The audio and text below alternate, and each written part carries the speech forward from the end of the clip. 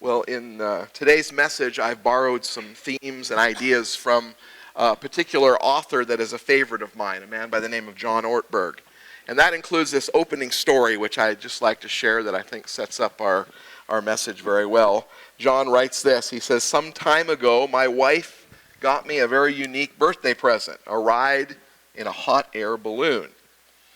We went to the field where all of the hot air balloons were inflated, and we met one other couple we would go up with. We chatted for a bit. We shared what we did for a living. They told us what they did. Then we got in the basket, and the pilot began the balloon's ascent. It was a beautiful day. It was scenic. This was Southern California. We could look out over the hills. We could see all the way to the ocean. It was a majestic sight, and I was excited and inspired. But I experienced one other emotion I hadn't anticipated: fear.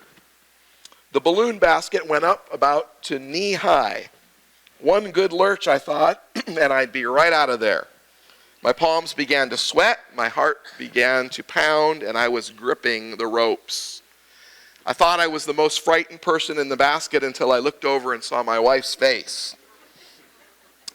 I decided it might be a good idea to get to know something about the guy who was flying this balloon. After all, we had placed our destinies in his hands. Our lives rested on the competence and in the character of the man that was piloting the balloon. And so I inched over towards him and asked, so what do you do for a living?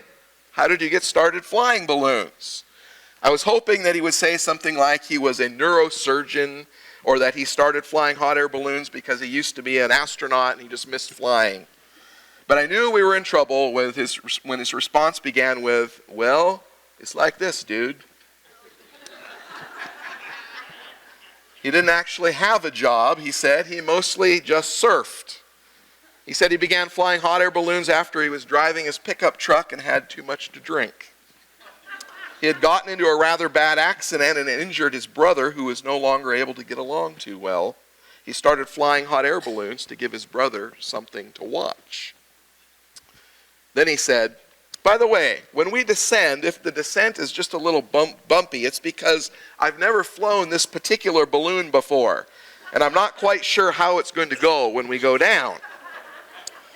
My wife immediately said to me, "You mean we're 1,000 feet up in the air with an unemployed surfer who started flying hot air balloons because he was driving his pickup truck drunk and crashed it and crippled his brother, and he's never flown this balloon before and he doesn't know how to get it down."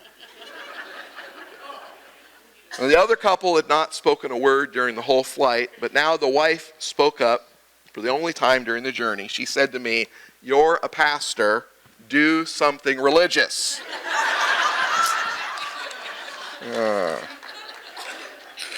That's a great story, because I wish it was my story, but it's not. It's a great story because the question that we all need to ask is, can I trust the pilot? Can I trust the pilot? You know, in essence, we live on a giant balloon that spins around the sun. And every day around this world, when people wake up, a great question that many ask is there somebody piloting this thing? Somebody that can be trusted? Now, many people have concluded there's not, and they trust in themselves to be their own pilot. Others put their trust in faith, just faith in faith. If I just believe enough. But that's really all a game. The real issue is somebody piloting this thing? And can someone be trusted? Are his competence and his character such that I can, with confidence, place my destiny in his hands? And if we are followers of the Lord Jesus Christ, then the answer should be yes, absolutely there is. But that requires some real faith. Not the faith that just says, I hope, but a real faith, a faith that is intimately connected to risk. You see, there can be no faith without risk. And risk often is connected to fear. And so faith includes fear, it includes risk, and it includes sometimes failure. And so that brings us to the text that we're going to look at today. It's in the Gospel of Matthew in chapter 14. Now, the events that we're going to look at take place on a particular day in Jesus' life. He has found out that his cousin, John the Baptist, has been killed. He has taken his disciples in a boat across the lake to go to a solitary place where he can find rest and solace. But a great crowd of people, as they often do, has found Jesus. And they come with their needs, with their desires, with their questions. And he spends the day meeting those needs, talking about those questions. And during that day, Jesus performs one of his more large-scale miracles when he feeds a crowd of more than 5,000 people with one young boy's sack lunch.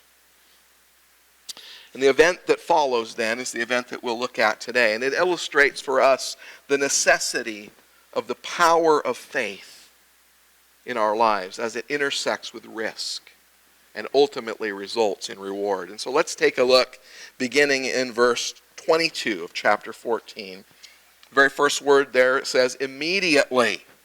Immediately. Now this happens after what? This great miracle that the disciples have witnessed. They've been intimately involved with the miracle as they've distributed the food and collected the leftovers. They know what Jesus has done. It's an astounding miracle. But immediately, Jesus made the disciples get into the boat and go ahead of him to the other side while he sent the crowds away. After he had sent the crowds away, he went up on the mountain by himself to pray. And when it was evening, he was there alone.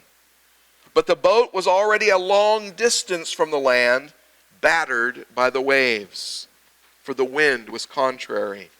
And in the fourth watch of the night, Jesus came to them walking on the sea.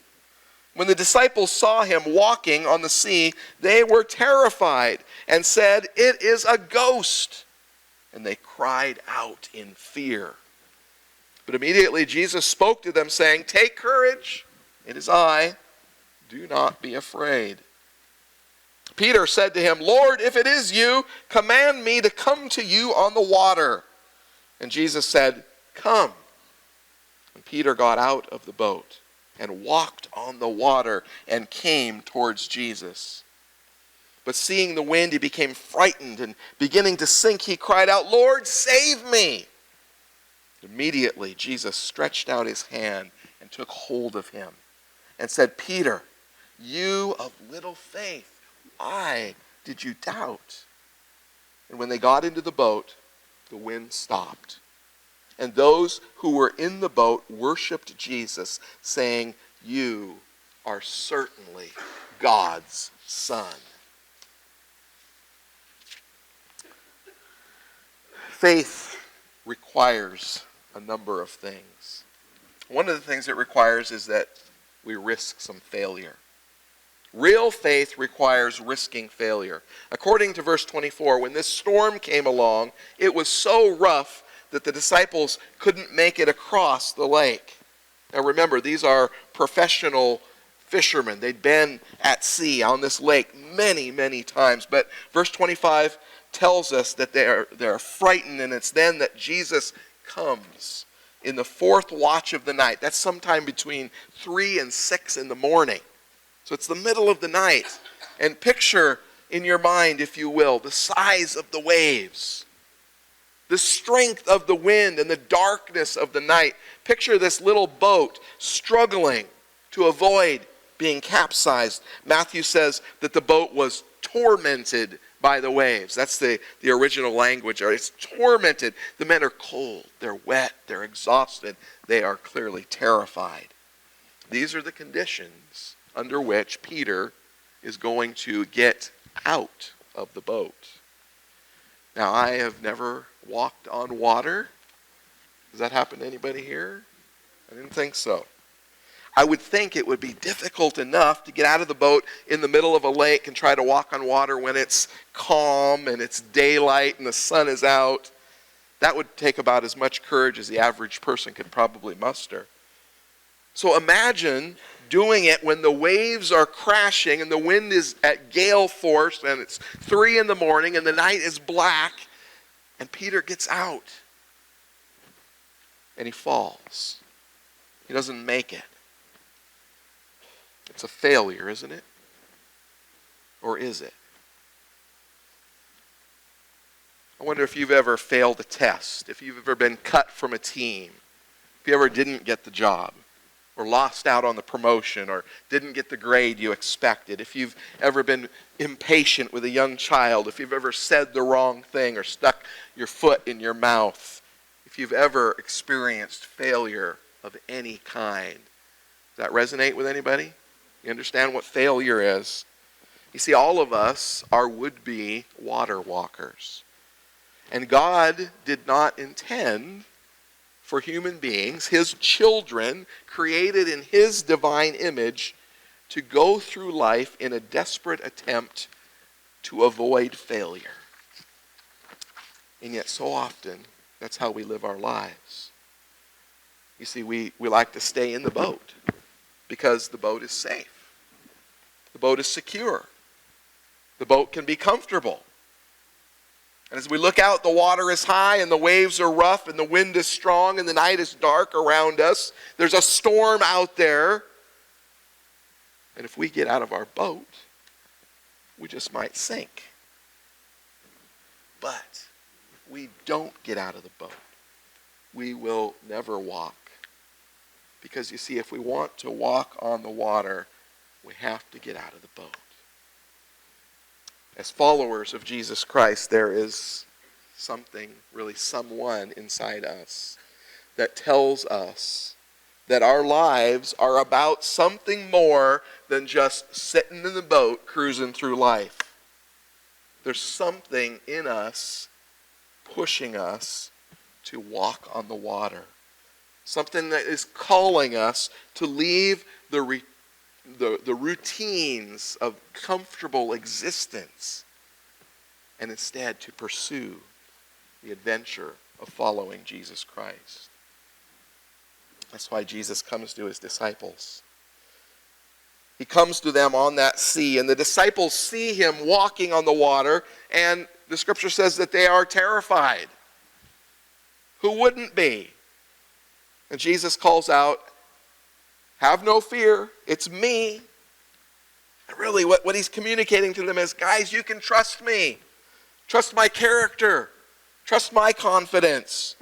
You can safely, without reservation, with no hesitation, place your life in my hands. You have this storm around you, but you have me. Recognize which is more powerful. And so Peter, sitting in the boat, says, "All right, Lord, if it's really you, command me to come out there." Jesus, what does he say? Come on out, Peter. Come on down. And so just picture that. Picture this. Peter, maybe he sticks one leg over the edge of the boat, kind of feel what's down there, and oh my goodness, it feels like it's solid. Then he puts the other leg out. And then he's standing, and he lets go of the boat. Oh my goodness. He is standing on the water. Can you imagine that? And he's still standing, and he sees Jesus. And he begins to take steps towards Jesus. Wow. Another step and another step. For the first time in history, in the history of the human race, an ordinary mortal man is walking on the water. And just for a moment, it's just Peter and Jesus. What a magnificent moment in time. What a highlight in your life. And then just as quickly, all of a sudden, Peter realizes what he's doing. He looks around and he sees the waves crashing and the sting of the water hitting his face. And oh my goodness, his faith gives way. And he slips back into fear. And he begins to sink. The question is, did he fail? Did he fail? I think this text redefines failure in the life of a follower of Jesus Christ. Failure is not so much an event. It is the way that we interpret or judge an event. It's a label that we attach to it. Did you know that Jonas Salk, attempted 200 unsuccessful vaccines for polio before he found one that worked. One time somebody asked him, how did it feel to fail 200 times to invent a vaccine for polio? And this was his response: I never failed 200 times at anything in my life. My family taught me never to use that word. I simply discovered 200 ways how not to make a vaccine for polio. It's a great attitude. And so did Peter fail? Well, in one sense, I guess, yeah, his faith gave way. He couldn't stay locked into Jesus, and so he sank. He failed. But you know what? There were 11 other guys in that boat that were far greater failures. They failed privately. They failed quietly. Their failure was safe, unnoticed, uncriticized as they sat in the boat. It was only Peter that experienced the shame of public failure. Only Peter then, though, that knew the glory of walking on the water. And only Peter knew, in a way that no one else ever would, that when he sank, Jesus would be right there. He knew that Jesus was adequate to save. Peter had shared a moment, a connection that was wonderful. But it never would have happened if he wouldn't have got out of the boat. And so faith requires risking failure. We have to risk failure if we're going to do anything for God. So what does it mean to get out of the boat? That's a cool phrase. Get out of the boat. Sounds exciting. You might be thinking, yeah, I could do that. But what do I do? What does it mean to get out of the boat? Well, I think the heart of it is the choice to become a disciple of Jesus. And that's what this second point is about. Our second lesson on faith. Faith requires choosing Jesus. And I want you to understand something very clearly. A disciple is not someone that simply believes in certain things so that they'll go to heaven when they die. Too much of modern Christianity is based upon that understanding. It's much more than that. A disciple, a true disciple, is someone who says, it is my ultimate goal to live the way Jesus would live if he were with me here today. You see, we don't just accidentally drift into discipleship. We have to choose. The question is, will we choose self or will we choose Jesus? And so now this step of discipleship, this choosing Jesus, may look a bit different for different people because we're all different. Because we all need to learn different things. I want to be clear that you understand that. When we choose Jesus, we're not talking about initially choosing Jesus to receive him. But what I'm talking about when I'm talking about choosing Jesus is people that have already done that.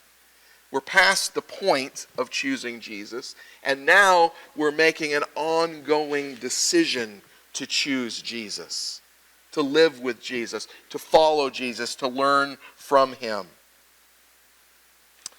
And what you will find out is that when you choose Jesus consistently, that one other thing will often occur, and that is fear.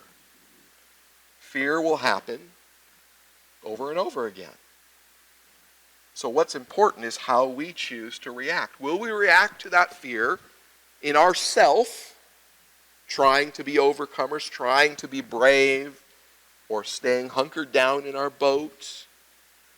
Or will we choose to allow God's Spirit to live and work in us to overcome that fear?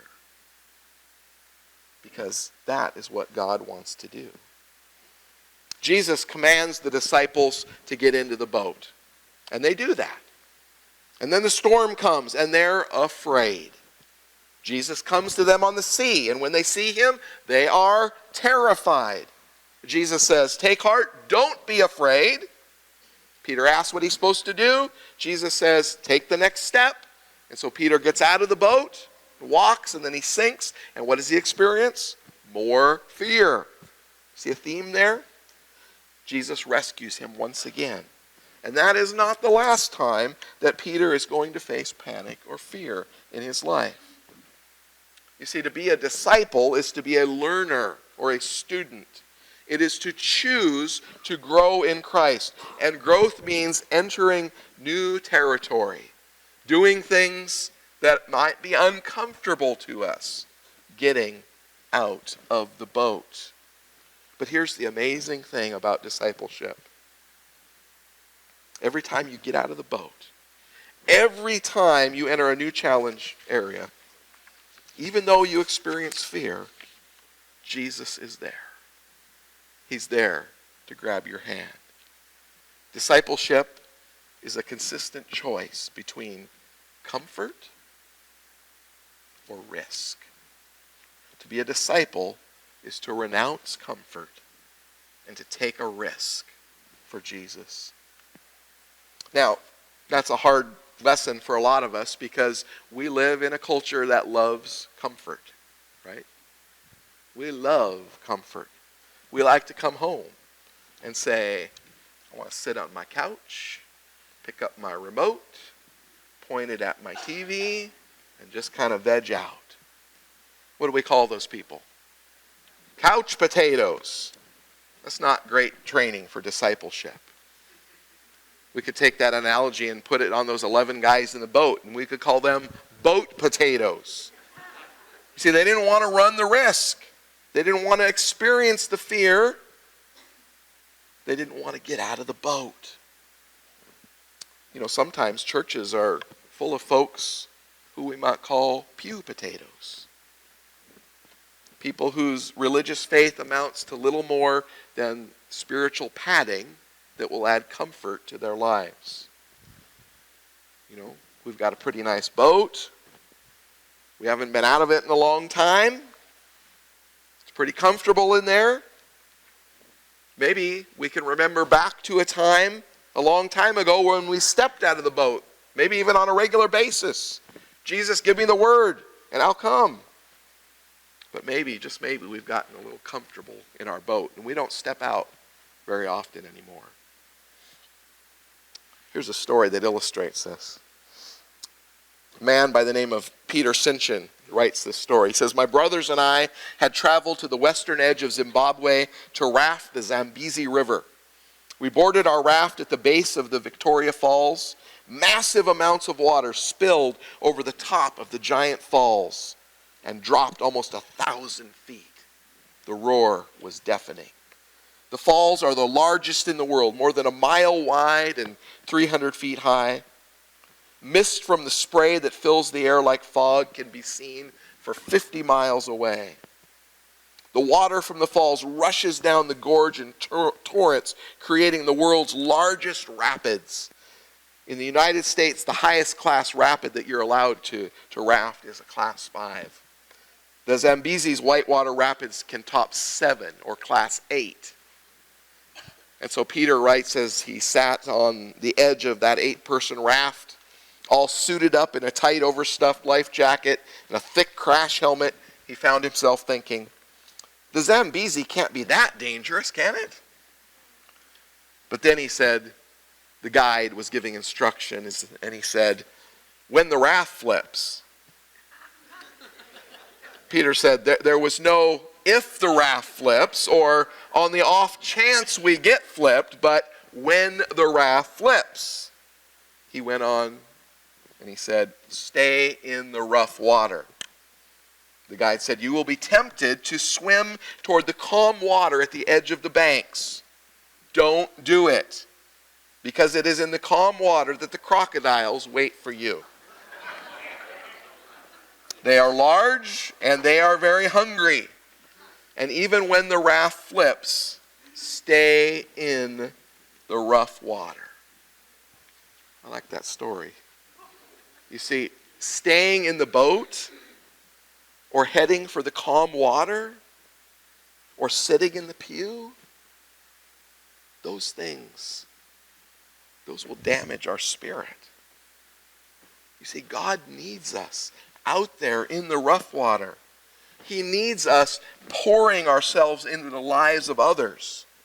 He needs us choosing to follow his radical ways that are so different than the world around us. He wants us walking on the water where it's just a little bit uncertain and a little bit unsafe.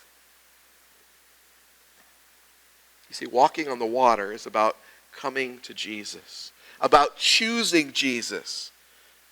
And if we try it, we might sink. But here's the magnificent truth. It doesn't matter. It doesn't matter because Jesus is adequate to save sinking people. Peter gets out of the boat. Suddenly he notices the strong wind and he becomes frightened and he begins to sink. And what does he cry out? Lord, save me. Lord, save me. A confession of the lordship of Jesus Christ and a plea for deliverance. And Jesus immediately reaches out his hand and catches Peter. Now let's be clear. The point is not that Jesus will instantly always bail you out of every problem. That's not what it says. The point is that he is always ready to respond. There is no failure that can place you beyond the loving care of the hand of God. Jesus is always adequate to save sinking people. Faith requires risking failure. Faith requires choosing Jesus. And finally, faith results in remarkable results. Peter got out of the boat. And as a result of his failure and the saving hand of Christ, what happens? The rest of the guys in the boat see this and they worship Christ. Surely you are the Son of God. You see, when people get out of the boat, the power of God is put into play and remarkable results occur. People see God working in our lives. And our willingness to choose risk and to step out onto the water is inspiring to others. They see the work of God as we cry out, Lord, save me. But we must take the risk to experience the reward. A few weeks ago, Sue and two of our daughters visited Washington, D.C. And in one of the museums that we visited, I came across this remarkable historical account. It was October of 1781, and General Cornwallis marched his British troops into Yorktown. The Patriots to the south had wreaked havoc on the Redcoat Army, and so he was hoping to rendezvous with the British Navy at Chesapeake Bay. The American troops, however, had anticipated Cornwallis's plan, and they began to pound the town of Yorktown with cannon fire, while the French fleet swept in and blocked off any escape by sea. And so the British found themselves trapped. Thomas Nelson, who was then the governor of Virginia, he was a signer of the Declaration of Independence, was fighting with the Patriots as they were firing cannons into Yorktown. And at one point he gathered his men together and he pointed down into the town and he said, "See that beautiful brick home towering above all the other homes? That is my home. It is the finest home in the town. And because of that, Lord Cornwallis has almost certainly set up the British headquarters inside my home." And then he gave instructions to the American artillerymen to open fire on his own home. And they did. And as the story goes, the very first cannonball shot at Mr. Nelson's house sailed right through a large dining room window and landed right on the table where several British officers were eating lunch. Before the fighting was over, the house was completely destroyed. You see, it's one thing for a man to talk about freedom. It's quite another to destroy his own home to make that freedom a reality. Nelson understood, however, that to hold on to his current life would mean forfeiting the life that he was so desperately seeking. So in essence, he made a decision that day to get out of the boat. No matter the cost, no matter the consequences, he couldn't sit in the safety of the boat any longer. When people get out of the boat, remarkable results occur. What if we all were to say, I want to get out of the boat? What if everybody in this room today were to say, Jesus, command me, I am yours? Can you imagine the kind of power that God would release in this community, in our lives? You see, Jesus is still looking for people to get out of the boat. And if you do, you will face problems. There is a storm out there. Your faith will not be perfect. And there will be times when you begin to sink. But two things are true. When you fail, and you will, Jesus will be there. He will pick you up. He will not leave you alone. That is a most remarkable reward. And then every once in a while, just every once in a while, we're going to walk on the water. We're going to have that amazing experience of being locked in to Jesus. What a blessing. What a remarkable result that is.